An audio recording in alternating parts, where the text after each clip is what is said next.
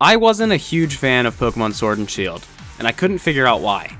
Recently, I've been feeling like I am falling out of touch with the Pokemon series as a whole.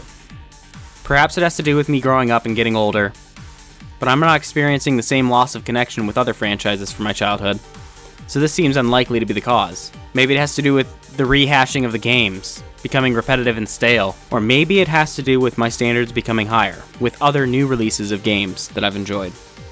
Or maybe, just maybe, the games just aren't that good in comparison.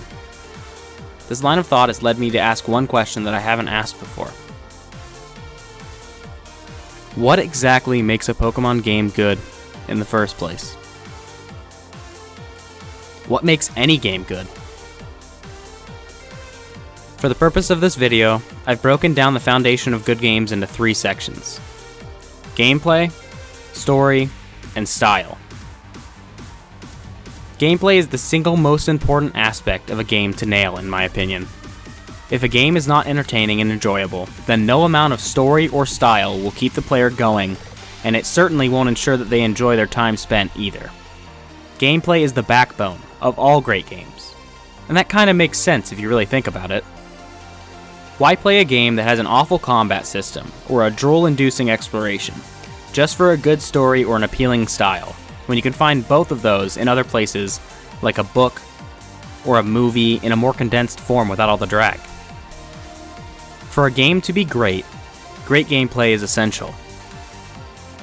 So how does Pokemon Sword and Shield stack up? Well, pretty good overall. The battle system, while familiar to most, is solid and allows for numerous strategies. There are hundreds of Pokemon to choose from to create unique teams to battle and become the champion of the league with. The exploration is still rather basic, but it fulfills its job. I don't think that Pokemon Sword and Shield fails in the gameplay department, so maybe the problem can be found somewhere else. Let's check out the story.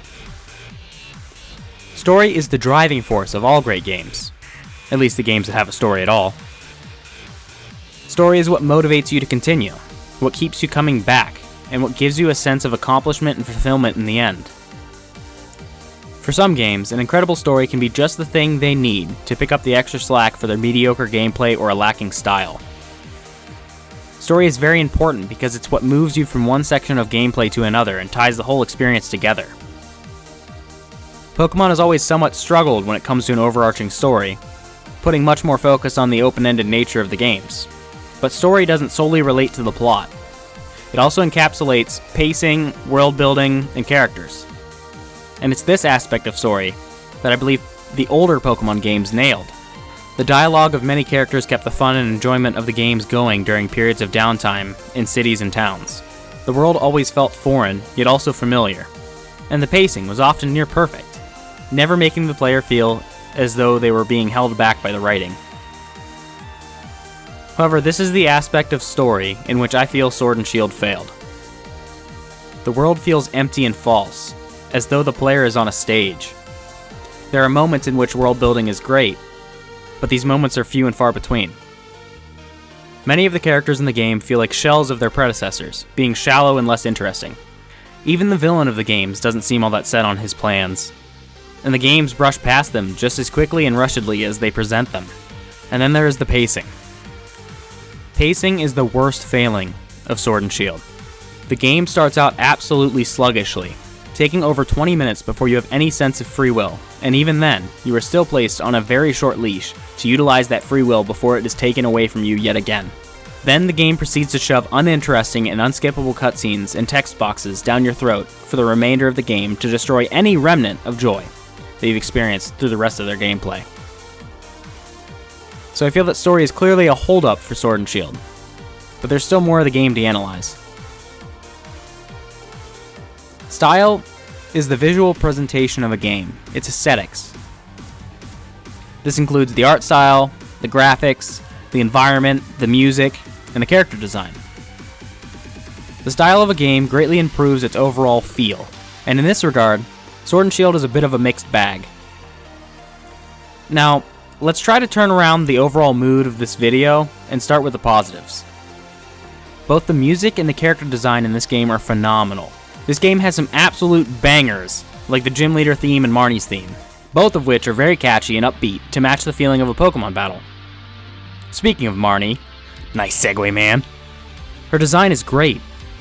A lot of the character design in this game is very appealing. I'm also a big fan of Sonia's design, as well as many of the clothing options for the player character. This game has absolutely nailed this aspect of style. However, as many of you have probably guessed, this also means that I believe that Sword and Shield fared far worse in the other sections. The art style overall is okay. It's not unappealing, but it's not groundbreaking or necessarily all that different either, so it gets a pass, but it didn't score any bonus points. Graphics usually aren't a huge concern for me when it comes to games, but this game made some huge missteps for me, the most obvious being the infamous tree in the wild area. The game just has some really unappealing areas and objects that blemish the rest of the good art style. And finally, the environments are rather basic and bare bones. Many of them lack any landmarks or interesting terrain. Aside from a few select areas and a few palette swaps, the areas begin to feel very samey. Overall, I think Sword and Shield gets a pass in the style department, but it won't be winning any awards for groundbreaking achievement. So it's clear that Pokemon Sword and Shield's biggest problem is its story, but I could say that about just about any Pokemon game. But I still enjoy the other ones, so it makes this one different. Some would say nostalgia, and while I think that might be part of it, I don't think that's the whole story. What did Sword and Shield do differently from the other Pokemon games? They added the wild area, but that was optional. If I didn't enjoy it, I would have just ignored it and still liked the game. It would have to be something I didn't have a choice in. They cut the Pokedex, but I don't usually use any old Pokemon in my first playthrough of the game anyways. And while it definitely cut down on my enjoyment of the post-game, it shouldn't have affected my enjoyment of the base game. There was the EXP share. Yeah, the EXP share. You couldn't turn it off. That quickly caused all your Pokemon to become over-leveled, and it ruined the balance of the game, destroying the challenge. That definitely played a part. Between the lack of challenge and the endless interruptions and cutscenes with little substance, I found myself not even looking forward to the next gym or anything, because I knew that it would come with another 10 minutes of character dialogue that I didn't care about, and then an easy win. As much as I hate to say it, I think the pincer attack of these two major factors, being the lack of challenge and the awful pacing of the game, was the deciding factor in why I didn't enjoy these games. I wanted to like Sword and Shield. I love Pokemon. But I didn't love this Pokemon. I didn't even like this Pokemon. And that's a real shame.